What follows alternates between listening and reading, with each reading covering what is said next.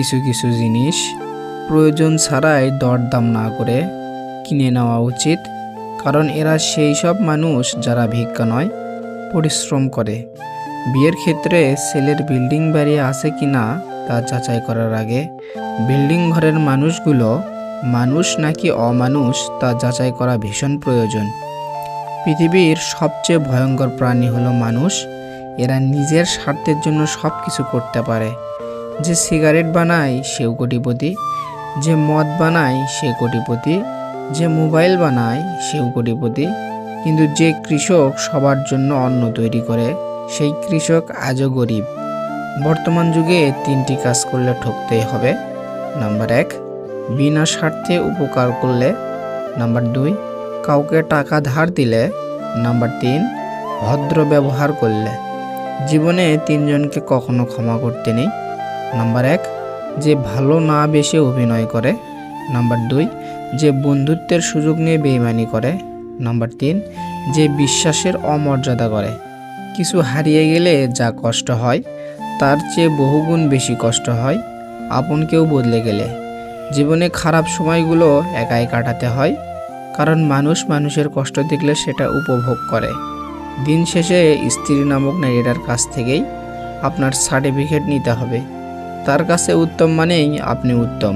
খুনির শাস্তি হয়, কিন্তু ভালোবেসে যারা বেইমানি করে তাদের শাস্তিও দেওয়া যায় না। বেশিরভাগ পুরুষ নারীর সৌন্দর্য দেখে প্রেমে পড়েছে, আর বেশিরভাগ নারী পুরুষের সফলতা থেকে সংসার বেঁধেছে। দুঃখ তো জীবনে থাকবেই, তাই সুযোগ পেলেই নিজেকে হাসি খুশি আনন্দে রাখা দরকার। অপেক্ষায় যে আনন্দ থাকে প্রাপ্তিতে তা নয়। পেয়ে গেলেই মনে জাগে হারিয়ে যাওয়ার ভয়। কখনো যদি পরিবারের স্বার্থে নিজের কোনো ইচ্ছা বিসর্জন দেন, আফসোস করবেন না। নিজেকে ভাগ্যবান অথবা ভাগ্যবতী ভাবুন, এই বলে যে আপনি পরিবারের জন্য কিছু করার সুযোগ পেয়েছেন। পৃথিবীতে বহু মানুষ আছেন যাদের পরিবার থাকলেও কিছু করার সামর্থ্য থাকে না, আবার কারোর সামর্থ্য থাকলেও পরিবার থাকে না। প্রয়োজন আর প্রিয়জন তফাৎ অনেক। তুমি যে কার প্রিয়জন আর প্রয়োজন সেটা বুঝতে গেলে নিজেকে হারিয়ে ফেলবে বাস্তবতার নিষ্ঠুরতম মায়াজালে। সুখ পেতে 3টি কাজ করবেন না। নাম্বার 1, বেশি আশা করবেন না। নাম্বার 2, জীবনে যা আছে তাই নিয়ে সন্তুষ্ট থাকুন। নাম্বার 3, নারীর ফাঁদে পড়বেন না। যুগের অথবা সময়ের প্রভাবে সবাই যেদিকে যাচ্ছে সেদিকে না গিয়ে নিজের আগ্রহের বিষয়ের পেছনে ছুটুন। সবচেয়ে মূল্যবান জিনিস হলো সময়। যে সময়ের সঠিক ব্যবহার করে তাকে হারাবার মতো শক্তি এই জগতে নেই।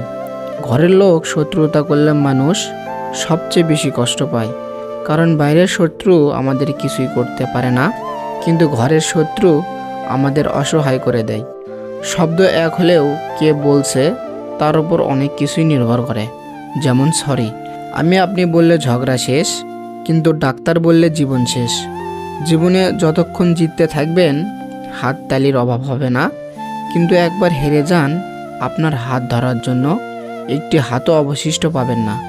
কোনো মেয়ে যদি কোনো ছেলেকে নষ্ট করতে চায় তাহলে সে তার সাথে ভালোবাসার নামে অভিনয় করে। একটা মানুষ সব জায়গা জিতলেও একজন নারীর কাছে তাকে হাঁটতেই হবে। কেউ একটু ভালো ব্যবহার করলে, কেউ একটু সুন্দর করে কথা বললেই যারা গলে যায় তাদের জীবনে দুঃখের শেষ নেই।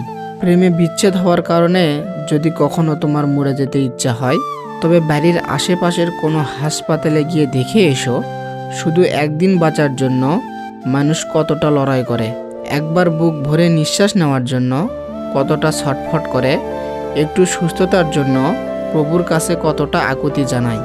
সামান্য অভাবে যদি তুমি দিশেহারা হয়ে পড়ো, বেঁচে থাকার ইচ্ছে হারিয়ে ফেলো, তবে রাতের আধারে রাস্তার দুপাশে ঘুমিয়ে থাকা মানুষগুলোকে একবার দেখতে যেও, যাদের পেটে ভাত নেই, মাথার উপরে ছাদ নেই, শরীরে নেই কোনো আরামদায়ক কাপড়, তবুও তারা দিশেহারা হয় না, বোকার মতো মরে যাওয়ার কথা ভাবে না। যদি গায়ের রং কালো হওয়ার কারণে তুমি নিজেকে লুকিয়ে রাখো অন্যদের কাছ থেকে, ভয় পাও কিছু করতে, ছোট ভাবো নিজেকে, তবে এসিডে ঝলসে যাওয়া মানুষগুলোর দিকে তাকাও।